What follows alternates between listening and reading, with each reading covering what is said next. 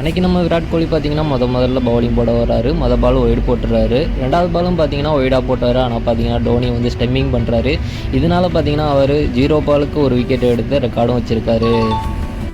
அன்றைக்கி நம்ம டோனி பார்த்தீங்கன்னா 2009 வெஸ்ட் இண்டீஸுக்கும் இந்தியாவுக்கும் நடந்த மேட்ச்சில் டோனி வந்து பவுலிங் போட வராரு. ஃபஸ்ட்டு பால் பார்த்தீங்கன்னா 4 அடிச்சிடுறாங்க. 2வது பால் பார்த்தீங்கன்னா விக்கெட் விழுந்துடுது.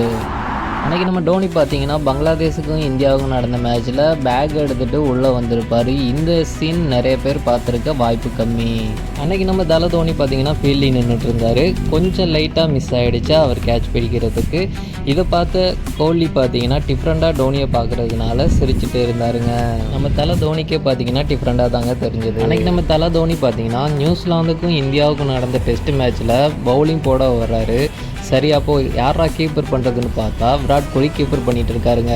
ஒரு பக்கம் தோனி பவுலிங் போட, ஒரு பக்கம் விராட் கோலி கீப்பர் பண்ண. அடடா, இந்த மாதிரி ஒரு அற்புதமான மாதிரி ஒரு காட்சியை பார்க்கும்போது பார்த்தீங்கன்னா டிஃப்ரெண்ட்டான ஒரு மேட்சாக இருந்துச்சுங்க. ஆடியன்ஸ் எல்லாருக்குமே ஒரு விதமான சந்தோஷம் உருவாச்சுங்க.